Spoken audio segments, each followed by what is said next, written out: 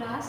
आज हम पढ़ेंगे ग्रामीण अर्थव्यवस्था का विकास। ठीक है, तो ये आपका इकोनॉमिक्स का पहला चैप्टर है, ग्रामीण अर्थव्यवस्था का विकास। तो किसी भी देश की अर्थव्यवस्था किस पर डिपेंड करती है?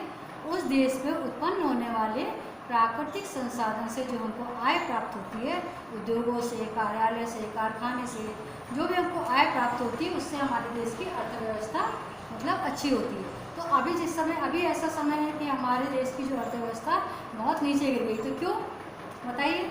इसलिए क्योंकि अभी जो है वो कोरोना वायरस से कहा हर चीज़ बंद हो गए थे। तो हर चीज़ बंद हो गया मतलब कारखाने बंद हो गए, स्कूल, कॉलेज, उद्योग, माइंस, जो और जितनी भी चीज़ें, खदानें वगैरह, हर चीज़ बंद हो गई। अब जब हर चीज़ें बंद हो गई तो वहाँ काम धंधा बंद हो गया। वहाँ लोग जो काम करते थे वो सब अपने घर चले गए। अब जब उत्पादन ही नहीं हो रहा है तो फिर आय कहाँ से प्राप्त होगी? जब आय नहीं प्राप्त होगी तो मजदूरों को जो मालिक है वो वेतन कहाँ से देंगे? मान लीजिए कि उन्होंने 1 महीने का वेतन किसी तरह से दे भी दिया, लेकिन फिर अगले माह का वेतन बंद जब कारखाना पड़ा है, उससे कोई आय नहीं हो रही है, तो वो कैसे देगा? है ना? तो ये एक बहुत बड़ी हमारे देश की समस्या जो अभी कोरोना महामारी का आ गई। लेकिन अब आज हम इसी अर्थव्यवस्था के बारे में पढ़ें कि अर्थव्यवस्था होती क्या है। तो ग्रामीण अर्थव्यवस्था, गाँव की अर्थव्यवस्था, विकास। किसी भी देश की अर्थव्यवस्था उस देश के उपलब्ध सभी प्रकार के प्राकृतिक संसाधन एवं वह संपूर्ण क्षेत्र जिसमें वह सम्मिलित किया जाता है। मतलब जैसे भारत की अर्थव्यवस्था है तो भारत के अंतर्गत आने वाले गांव और शहर सभी को उसमें सम्मिलित किया जाएगा। और जहां तक कि उसकी आर्थिक गतिविधियां, मतलब भारत के अंदर जहां तक उसकी आर्थिक गतिविधियां चालू होती है, मतलब आर्थिक गतिविधि मतलब जिसमें अर्थ की प्राप्ति होती है, अर्थ अर्थात पैसे की प्राप्ति होती है। सामान्यतः अर्थव्यवस्था से आशय संसाधन का मतलब आपको पहले समझा चुके हैं ना, जिससे मनुष्य की आवश्यकता की पूर्ति होती है, संसाधन के स्वामित्व से होता है। अर्थात अर्थव्यवस्था कितनी प्रकार की होती है? 3 प्रकार की होती है। कौन कौन सी? पूंजीवादी अर्थव्यवस्था, समाजवादी अर्थव्यवस्था और मिश्रित अर्थव्यवस्था। ठीक है ना? कौन कौन सी? पूंजीवादी अर्थव्यवस्था, समाजवादी अर्थव्यवस्था और मिश्रित अर्थव्यवस्था। तो अर्थव्यवस्था एक क्या होती है? प्रणाली जिसके द्वारा मनुष्य क्या होता है? जीविकोपार्जन। मतलब अर्थव्यवस्था एक ऐसी प्रणाली है जिसके अंतर्गत मनुष्य जीविकोपार्जन करता है। और अर्थव्यवस्था एक क्षेत्र विशेष में मतलब किसी भी क्षेत्र में मतलब उत्पादन इकाइयों से बनती है। और दूसरे शब्दों में हम इसको कह सकते हैं कि अर्थव्यवस्था का अर्थ एक देश में उन सभी खेतों, जो भी उस क्षेत्र में जो खेत आते हैं, कारखाने आते हैं, दुकानें आती हैं, खदान आते हैं, बैंकों, सड़कों, स्कूल, कॉलेज, विश्वविद्यालय और जो अस्पताल आते हैं, जो भी गतिविधि वहाँ संचालित होती है, आदि से जो भी हमको वस्तु एवं जो कि सेवाएं मतलब जहाँ लोग काम करते हैं, डॉक्टर सेवा, इंजीनियरिंग सेवा, वकील सेवा, तो ये क्या है? सेवा है ना?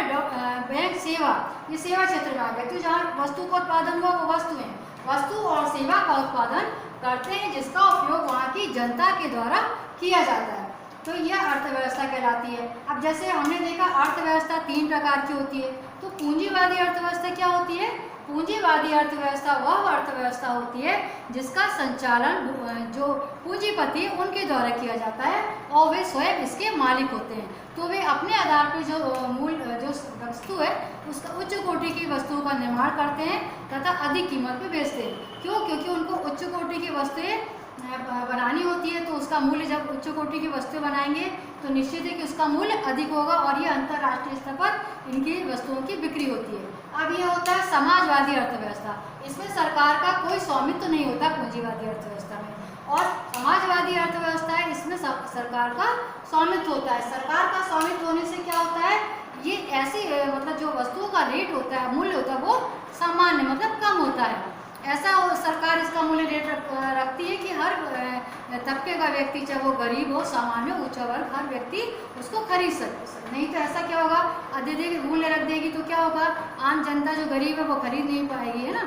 और इस प्रकार फिर वह उसकी सरकार भी नहीं बन पाएगी। तो सरकार हमेशा इस चीज़ का ध्यान रखती है कि आम व्यक्ति, गरीब व्यक्ति का तबके का व्यक्ति जो होता है वो भी उसका लाभ उठा सके। तो इसमें समाजवादी अर्थव्यवस्था में सरकार का पूर्णतः स्वामित्व होता है। अब हम तीसरा पढ़ लेते हैं मिश्रित अर्थव्यवस्था। मिश्रित अर्थव्यवस्था वह अर्थव्यवस्था होती है जिसमें कि सरकार और पूंजीपति जो है वो दोनों का ही इसमें स्वामित्व होता है।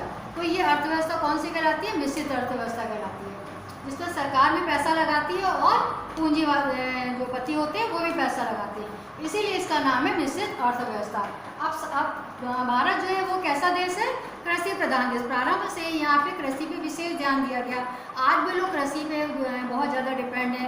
कृषि से संबंधित उद्योग का विकास हो रहा है निरंतर, और प्रारंभ में ही कृषि पे विशेष ध्यान दिया जाता था, क्योंकि कृषि आय का प्रमुख जरिया थी। तो उस समय में पहले के प्राचीन समय में भी मोहम्मद तुगलक ने सिंचाई के लिए नहरें बनवाई थी। मतलब कृषि के लिए क्या होता है? जल की आवश्यकता तो होती है, तो जल कहाँ से आएगा? इसके लिए हमेशा उन्होंने क्या बनाया? सिंचाई के लिए उन्होंने नहरों का विकास किया। किसने? मोहम्मद तुगलक ने नहरें बनवाई। और शेर शाह सूरी ने भूमि का मापन कराया, मतलब भूमि का कौन सा क्षेत्र कितना है इसका मापन करवाया था। और अकबर के शासनकाल में टोडरमल ने सही ढंग से क्या किया था? भूमापन कराया था। टोडरमल सही ढंग से उसका भू का मापन करवाया था। इस प्रकार हमने ये पढ़ लिया कि पहले भी प्रारंभ से ही भारत एक कृषि प्रधान देश रहा है और कृषि पर विशेष ध्यान दिया जाता रहा। कृषि से संबंधित उद्योग पहले भी विकसित हुए हैं और आज इसका अत्यधिक अच्छी प्रणाली से मतलब संसाधन हमारे यहाँ बढ़ गए हैं। उच्च कोटि के संसाधन लागू मतलब आ गए हैं पहले की अपेक्षा में। जैसे पहले बैलों के द्वारा, हल के द्वारा खेती होती थी, आज ट्रैक्टर के द्वारा खेती होने लगी है। गहाई, ये सब की चीज़ें मतलब मशीनी द्वारा होने लगी। तो उच्च कोटि का अनाज हमारे यहाँ उत्पादन में पहले की अपेक्षा बहुत अधिक बढ़ गया है। भारत में गेहूं का ही उत्पादन देखिए तो कितना ज़्यादा बढ़ गया है।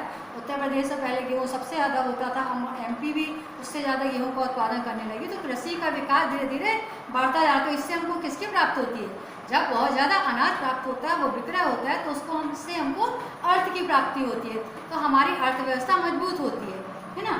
तो आज हमने ये पूरा अर्थव्यवस्था के बारे में पढ़ लिया, ग्रामीण अर्थव्यवस्था।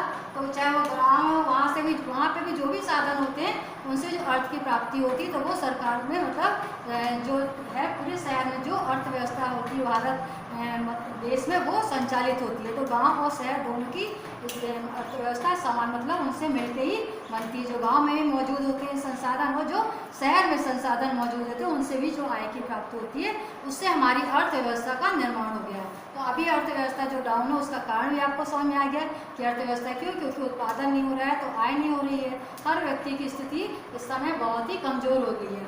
इस प्रकार हमने पढ़ लिया 3 प्रकार की अर्थव्यवस्था के बारे में। ग्रामीण अर्थव्यवस्था के पास किसी देश की अर्थव्यवस्था उस देश में उपलब्ध जो प्राकृतिक संसाधन होते हैं और उनकी संपूर्ण क्षेत्र को भी सम्मिलित किया जाता है, जहाँ की उसकी गतिविधियाँ, आर्थिक गतिविधियाँ वहाँ पे जो संचालित होती है। और सामान्यतः अर्थव्यवस्था से आता है संसाधन के स्वामित्व से है। और अर्थव्यवस्था 3 प्रकार की होती है: पूंजीवादी अर्थव्यवस्था, समाजवादी और मिश्रित अर्थव्यवस्था। और इसमें मौजूद जो सभी आय के साधन होते हैं, जो कि हमने अभी देखा है, स्कूल, कॉलेज, विश्वविद्यालय, अस्पताल आदि, कारखाने, दुकान, खदान, बैंक और सड़कें बनती है, तो उससे आय की प्राप्ति जो विकास के काम होते हैं, तो ये सभी अर्थव्यवस्था को हमारी मजबूत करते हैं। आज के लिए हम इतना ही पढ़ेंगे। इसके आगे पढ़ेंगे अर्थव्यवस्था की विभिन्न प्रकार के, आगे डिटेल इसके बारे में पढ़ेंगे। आज आप इतना पढ़ लीजिए, लिख लीजिए एक बार कि ग्रामीण अर्थव्यवस्था क्या होती है, इसके बारे में अच्छे जान गए कि अर्थव्यवस्था क्या है। इसके आगे का हम नेक्स्ट पीरियड में आपको पढ़ाएंगे। आज के लिए इतना ही।